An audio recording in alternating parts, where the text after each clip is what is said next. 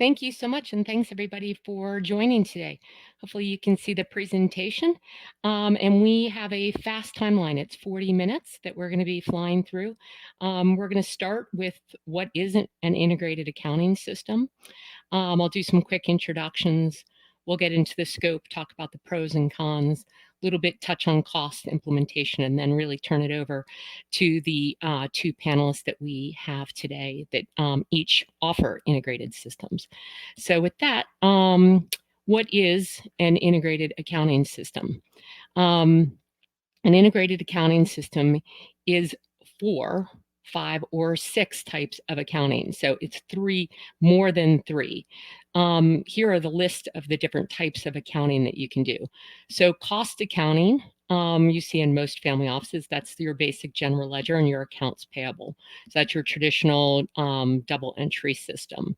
That's typically kept at cost. There's tax adjustments, tax prep, tax actually doing the taxes. That's a full spectrum of tax work, but typically at least tax adjustments are kept in the accounting system. Then there's fair market value. It used to be portfolio accounting. Portfolio accounting is actually keeping all of the tax lots of your traditional assets, shadowing your custodian, and keeping all of the different lots. But we've turned it more into fair market value reporting and portfolio management because the custodians actually offer and now keep your tax lots. There's the ownership. And I made it ownership. It's a more global case because it's, again, a spectrum. It starts from partnership accounting, where you actually can have family partnerships, as opposed to the third-party partnerships that you may invest in outside of the family. But that ownership structure may be very static, like a trust that's split 50-50. It could be a family partnership where it's subscription-based and you just have a locked-in allocation among your family members. Or it could be one that's very dynamic, where you might have one per asset class, and then family members may rebalance and get in and out of different family partnerships. We see a wide spectrum of what is included in that ownership. Omnibus cash, a little less common, but still seen quite often in family offices, when you have basically one entity paying bills on behalf of all the other entities, and then kind of basically they keep, it's called a general bank, they keep a balance with that entity and then eventually draw it down and have payouts and so forth. And then the final one is the principal and income for trust accounting. That can be full trust accounting, or that can be quite mild with some simple principal and income adjustments. So if you're doing 4 or more, then you may actually be a very good candidate for an integrated system. With that, let's do some quick introductions. You've got me. Adriana said too much about me, and obviously it's decades, so we'll move past that comment quickly. But we are joined by Max and Rob, who each represent different integrated systems, and we'll get to speak to them at the end, but we really appreciate their time and attention in helping us assess and discuss the benefits of an integrated system. So let's dig in here. And again, I'm going to move quickly because I really want to leave time for the panelists. But basically, we look at different types of family offices. So you've got simple family offices, complex family offices, and multifamily offices.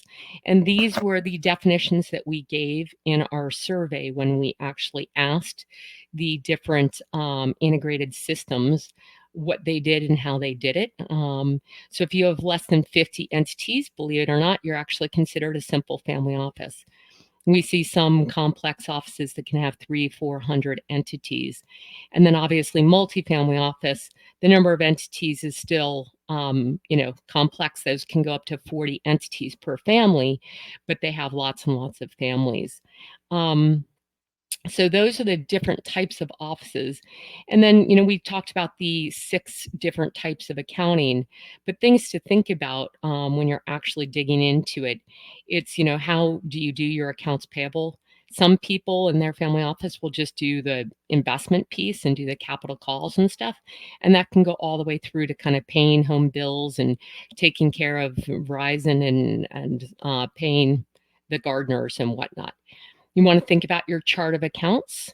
If you're used to having multiple different accounting systems and multiple different entities in one accounting system, you may have different charts of accounts. And when you're going into an integrated system, you're going to try to design one chart of accounts for all of your entities. And that can be a little tricky because what you may note in a trust may be very different from what you do in a foundation. And then you have tags. Some systems call them tags, some call them dimensions, some call them classes. But for us in the family office place, we usually think of our list of investments, our list of loans, our list of properties, our list of projects, our list of people, our list of employees. And those become different dimensions that, when tied to our chart of accounts, actually become quite interesting.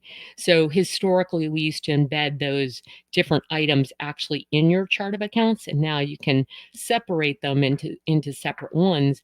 And when you're going into an integrated system, that's a great opportunity to really redesign the way that you actually keep your chart and the various lists. With that, I'm going to now open it up to our two panelists, Max and Rob. Both of them offer an integrated system, and we are super appreciative of them coming and joining us today. They take it from two very different perspectives, and one of the things that I really think is always important, believe it or not, the family office marketplace, while we have a really robust crowd here today, and I think John earlier today was saying that of the people polled in the prior session, 85% or some were actually in the market looking for systems. Believe it or not, family offices are very tricky to actually service. They're super complex. They are a cost. They're not a revenue producing machine. And so it can be very difficult to market to them. It's fragmented and so forth. So what you see is sometimes people kind of come and go through the family office marketplace and may have family offices on their platform, but maybe target other adjacent marketplaces.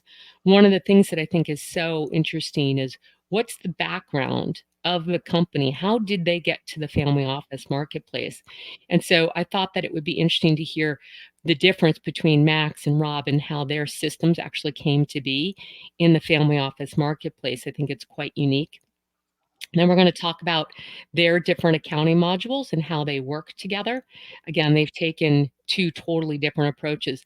Max uses a large system, Business Central from Microsoft, and has built around that core engine to add in the pieces to really bring them together, where Rob's is a much more proprietary approach built from the ground up to really kind of address this all in from the very beginning. So I think it's very unique to have these kind of very different approaches. And then I thought, the family office marketplace is a challenge, and what do they see from their perspective? So with that, why don't we turn it over here to Alyssa? What is your typical, what makes a great client for you, and how did you actually get into this marketplace? Why are you serving the family office marketplace? Yeah, thanks very much, Tania. I'm Max from Elysis. I've actually been working at Elysis for the last 15 years. So pretty much when we started to get involved in the family office industry at the time, so that's taking us back 2007, I think it was. There was so Elysis is based out in Monaco. And in 2007, we started to get engaged with a single family office in Monaco, quite large Swiss root family office, who was looking for a new financial system. And at that point, Elysis just became Microsoft partner to deliver a financial system based on the Microsoft Business Central ERP type.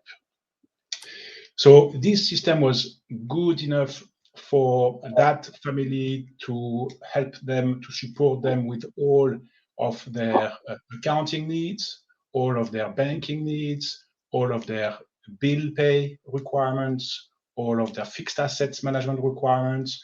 but it was missing quite a big part into this system. It was to do with investment management, because this family, like many family offices, have quite large investment portfolios, and they wanted to also replace their portfolio management solution with an integrated solution. So that's basically where we started to implement, to actually develop an investment management module for Business Central. That was initially quite simple to help them just with the equities, like a simple public equities. And then we went on to add the bonds module and then the funds module. And then we worked with another family office and then another one. And basically that's how that's where we're coming from. And that's where we naturally specialized into this industry. So our typical client could be really any family office, I would say small to large and very large, going back to the picture that you've shown us, Tania. That is anything, I would say, between 3 users to 100 users. I think our biggest client, they've got 80 users on the platform.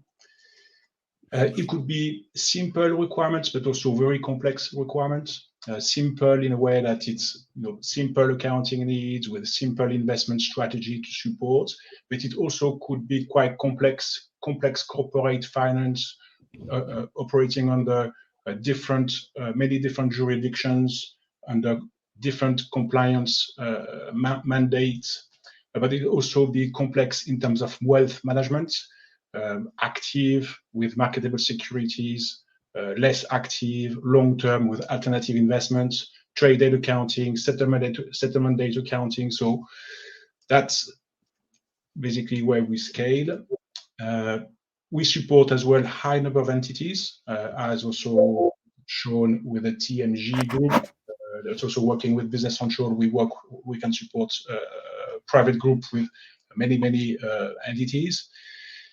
And I would say that the last point I would like to say on that, just to define our typical client, is basically those family offices as well who are looking to really future-proof their family office, knowing that they're relying on industry standard technology,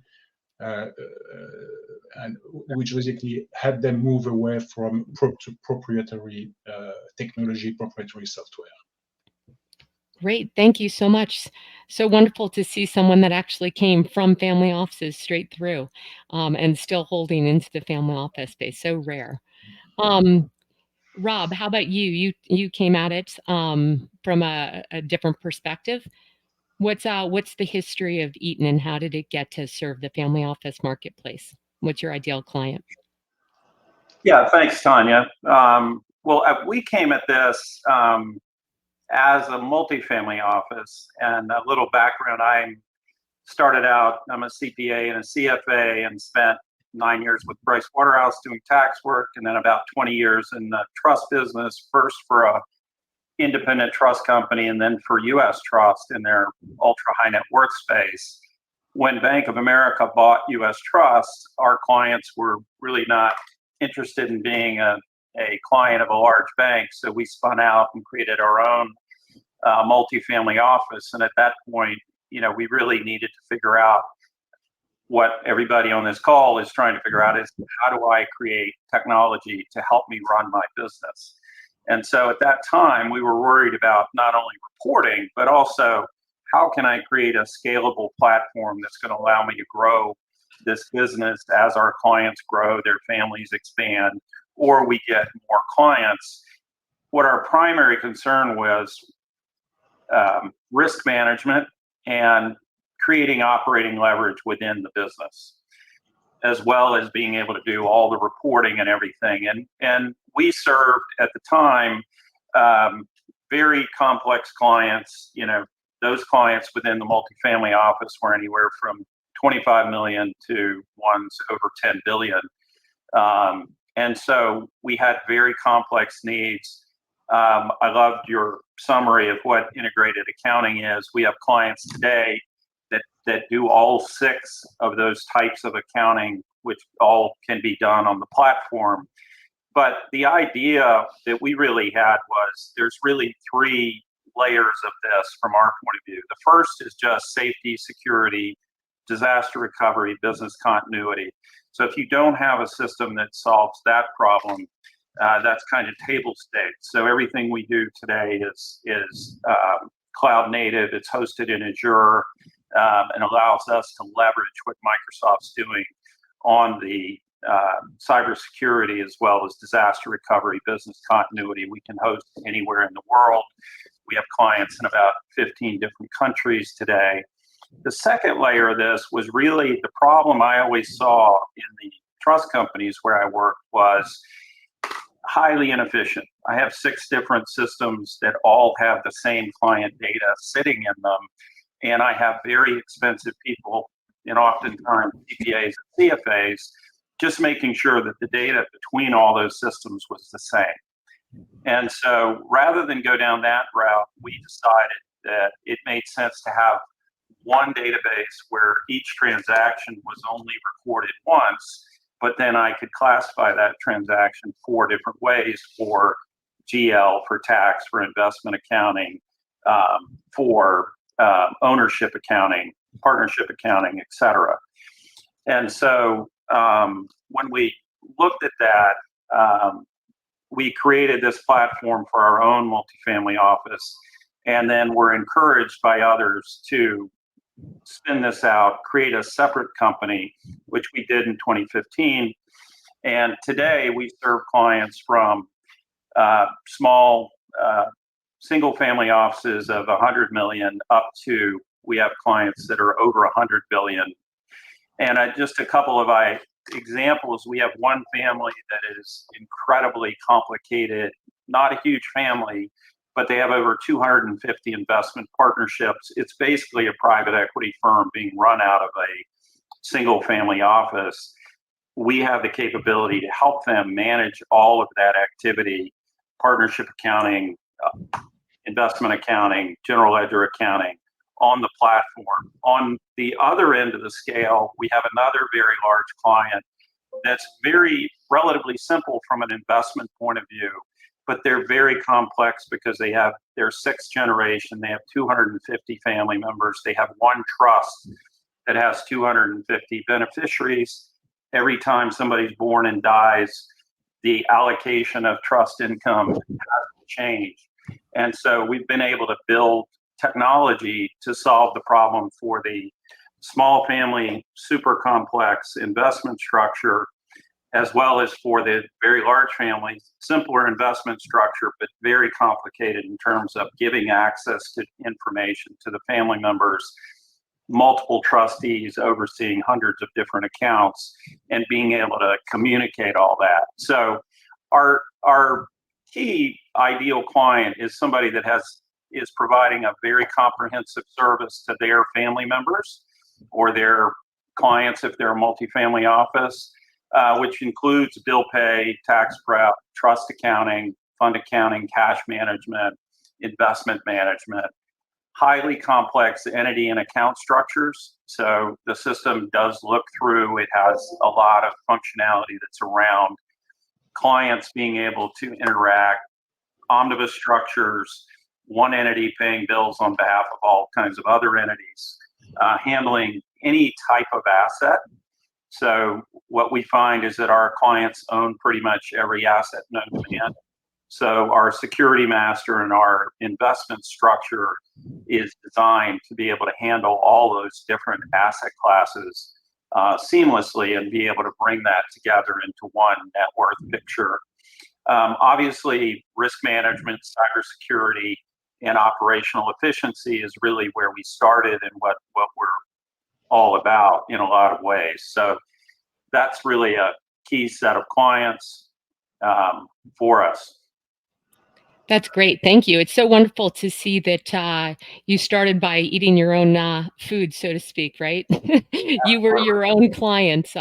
Nothing's better than what you try to build and use for yourself. So that's very interesting.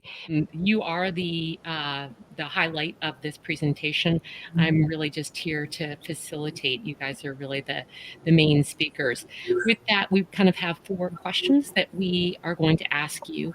A little bit, to give the audience some background on your organization and the use of the integrated system. Then we'll talk about the strengths and the weaknesses. And then obviously one of the most important things is, as I said in an earlier presentation, the implementation can be so tricky and there are always some unknowns and you're trying to do multiple things at once. It's difficult even when it goes well. The implementation is very hard. So we'd always appreciate lessons learned. So we'll kind of take it with that. First off, I think, we've set the stage earlier to kind of demonstrate that people have different needs. They're different sizes of offices.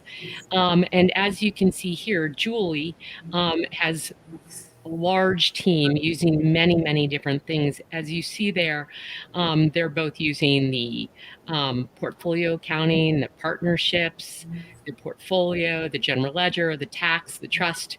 They're really representing a truly fully integrated system and a lot of different users within her organization. On the other hand, Rita's using a narrower set of integrated systems, but still very interesting with the portfolio accounting, the partnership splits, and the partnership ownership. So I think these will be very interesting, different perspectives on 2 different systems. With that, Julie, maybe you could step back and kind of talk about how, the nature of your organization and what brought you to an integrated system and what that implementation and startup of the last 2 years has really been. I guess it's now 3. Yes. Thank you very much. And welcome everybody.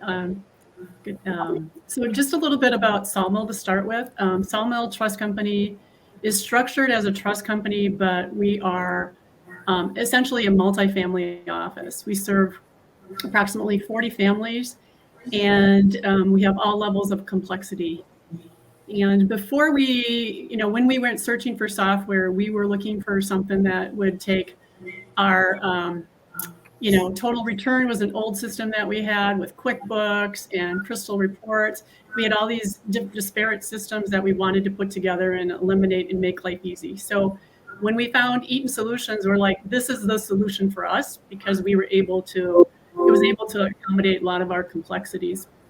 We use Eaton Solutions for in many, many areas. We'll use them for our omnibus cash reporting, transaction workflows with dynamic instructions as far as who can approve what, for each client.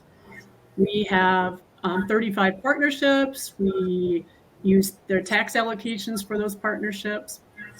All the investment work, we have daily data feeds that come in from 3 different custodians every day, over 500 different accounts.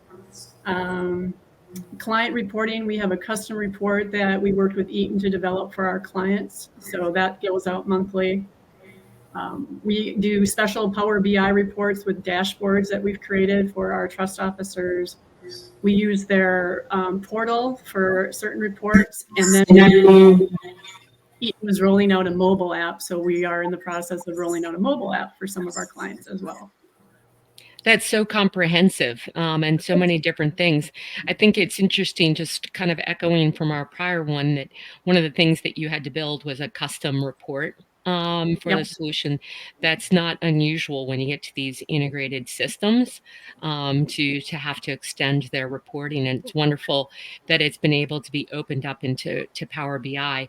Also equally unusual for the integrated systems because typically all roads lead in to an integrated system, and very few lead out. So it's wonderful that they've given you the opportunity to leverage such a flexible tool on top of their tool. I think one of the two other things to note is that obviously you can see here from the metrics and the ones that Julie just talked about, that they are super complex, right? They represent that complex multifamily office. So they have both the volume of a multifamily office plus all of the complexity there. So that's really outstanding. The other thing that I think is interesting to note is that while, slightly older technology, they came from an integrated system. So they went from an older integrated system to a newer, more modern integrated system, but it was essentially an integrated system to an integrated system. And as she pointed out, one of the frustrations of the prior integrated system was the reporting, which is not unusual. And I think that that's one of the areas where Eaton really stands out for an integrated system to have the reporting that it does and to facilitate the Power BI, and then to offer to do a custom report for you. Not unusual, but super great that they've been able to complement and extend that, because with all that accounting going on, making it actually consumable can be quite a trick. So that's fabulous. Great background. Rito, how about you? Can you give the users some background? I know that you have multiple clients and so forth. We were going to focus on one of your larger, more complex in requirements family offices. Thank you for the invite, Tanya. We started Tandem in 2018, and we started with Excel, which was a complete nightmare. We searched and searched, found AssetVantage, thank goodness. Our main criteria was that we needed special allocations. All of our clients are either high net worth individuals or family offices focusing on the portfolio side. So we are concerned with asset allocation, performance metrics, and transparency for our clients to look in at their portfolios. AssetVantage fit the bill perfectly for that. I'm just going to take a minute to explain special allocations. So Dad has $5 billion. Should Dad die tomorrow and all of his assets are in his name, let's just say he pays $2.5 billion estate tax. However, if Dad contributes his $5 billion into a family partnership, and he dies the next day, his estate tax is $1.5 billion. And there's discounts for marketability, liquidity, minority interest, etc. So that's what we were dealing with when we were looking for a database package. We needed special allocations to deal with Dad contributing assets to the family partnership. Of course, our client comes from a hedge fund background. Asset allocation is his main focus. So let's say Dad has a piece of Florida real estate, but his daughter doesn't want Florida real estate, too many hurricanes. So he'll allocate his Florida real estate to the other two sons. And his daughter would like some, Amazon stock. And this son wants Carlisle real estate, private equity. So that is how we carve up the family partnership. One asset has 80-20, another asset has 60-40, et cetera, et cetera. It gets very complicated when you're tracking cash transfers, outstanding commitments, et cetera. Fortunately, AssetVantage lays it out for our young users, our young people in the office. They don't need to know accounting. They don't need to know journal entries. I would like someone with a finance degree to come into Tandem Wealth and be able to start working on AssetVantage, not knowing journal entries, none of that. So that was our criteria in picking AssetVantage. That's a super scenario, and the complexity, though it's one family, you can see having the 8 shared family ownership structure is quite high for a single family. I mean, the Julie's got whatever 25 to 40 different partnerships, but that's across multiple families. So you see that complexity really coming to light, and the rationale for going to a system that's able to do multiple types of accounting. I think one other thing that before we go on to the strengths and weaknesses to point out is the daily users. And in both cases, in terms of percentage, they're basically very similar. We have multiple users coming in on a daily basis. The majority of Rita's users are coming in daily to access the system. And while Julie's got a wide team member group, she does have folks that have to get into the system on a daily basis to access things. Even her clients, right, coming in, that's a pretty high client rate, something you wouldn't have seen pre-COVID, right? But now having 10% of her families actually get in on a daily basis is quite exceptional, and I think is very unusual, again, with an accounting-based platform at the heart of it, to be able to provide meaningful information to a family such that they would get in on that daily basis really is quite an interesting metric that you see on these slides. Thank you for the background and kind of setting the stage for us.